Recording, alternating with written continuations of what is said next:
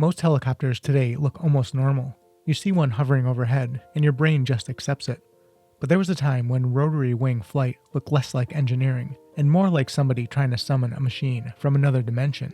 3 rotors spinning in the same direction, jet exhaust blowing through the tail like a flying furnace, a giant mechanical insect designed to spray crops over Africa. And somehow, all of that traces back to one man. A Spanish engineer who became obsessed with a terrifying problem after watching an airplane fall out of the sky. His name was Juan de la Cierva, and without him, modern helicopters might not even exist. Most stories have another side. This one's just a little stranger.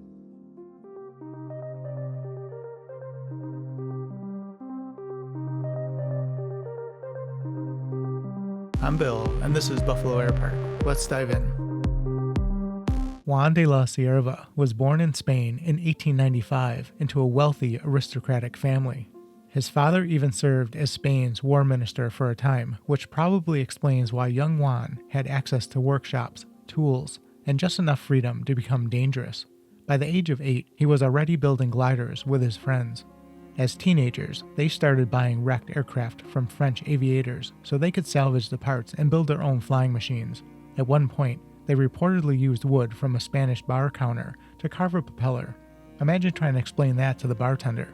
Sorry about the furniture, but aviation history demanded sacrifice.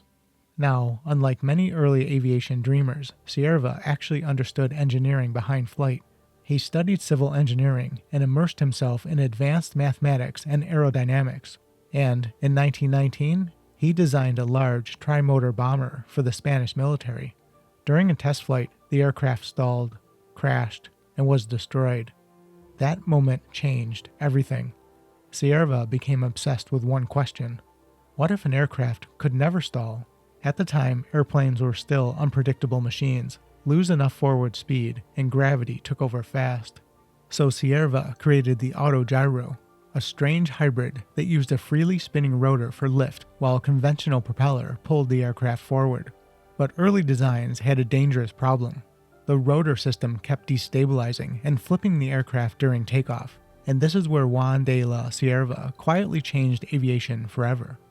In 1923, he developed the articulated rotor hub with flapping hinges, allowing rotor blades to move independently and balance lift forces during flight. Modern helicopters still rely on that principle today. Without it, rotary-wing flight as we know it probably doesn't happen. And strangely enough, Cierva didn't even bother getting his pilot's license until 1927. Which feels very early aviation. Trust me, it works. Have you flown it? Not personally. But then the story takes a dark turn.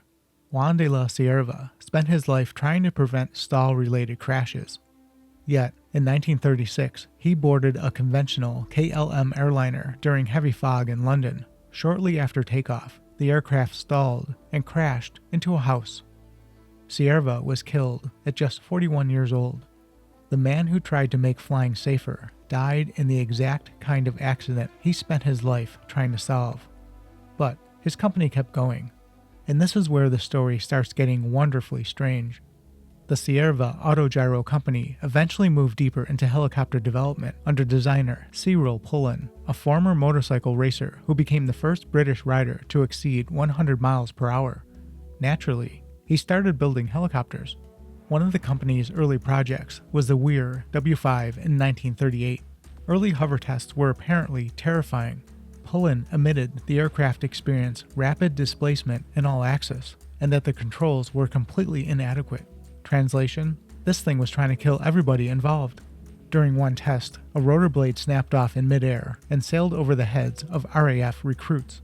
Another time, the tail wheel fell off while a test pilot was airborne. He only discovered the problem after landing, when the helicopter tipped backwards onto its tail. And despite all that chaos, the company kept pushing forward. Then came the W9. Honestly, this thing feels decades ahead of its time. The engineers hated tail rotors, so they eliminated it completely. Instead, the W9 used a cooling fan to push heated engine air and exhaust through a hollow tail boom and out a side nozzle to control yaw. Basically, the helicopter steered itself using redirected exhaust gases. Today, we call that no-tar technology, no tail rotor. Cierva's company was experimenting with the concept in the mid-1940s. Unfortunately, the W9 eventually crashed due to violent control oscillations caused by pitch flap coupling. But the absolute peak of Cierva madness arrived in 1948, the Cierva W.11 Air Horse.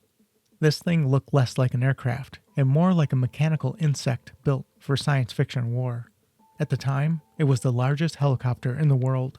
It used 3 gigantic rotors mounted on huge outriggers, all powered by a single Rolls-Royce Merlin engine. And somehow, all 3 rotors spun in the same direction. Normally, that would spin the fuselage like a carnival ride. So engineers compensated by slightly tilting the rotor hubs to balance the torque forces against each other, which honestly sounds less like engineering and more like somebody making a deal with physics. Even better, the company envisioned using this enormous machine as an agricultural aircraft in Africa. They nicknamed it the Spring Mantis, because apparently somebody looked at this towering triple-rotor monster and thought, you know what this needs? Pesticide tanks. Sadly, the Air Horse's story ended in tragedy. In 1950, a small fatigue failure inside the front rotor hub triggered a catastrophic chain reaction. One rotor struck another in flight, and the aircraft broke apart, killing the crew aboard. The crash effectively ended the company's giant helicopter ambitions, but the legacy of Juan de la Cierva never disappeared, because buried inside nearly every modern helicopter is a little piece of his original idea.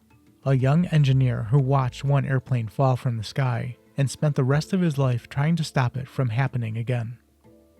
And that wraps up another tale from aviation's stranger side. Until next time, keep your eyes on the skies.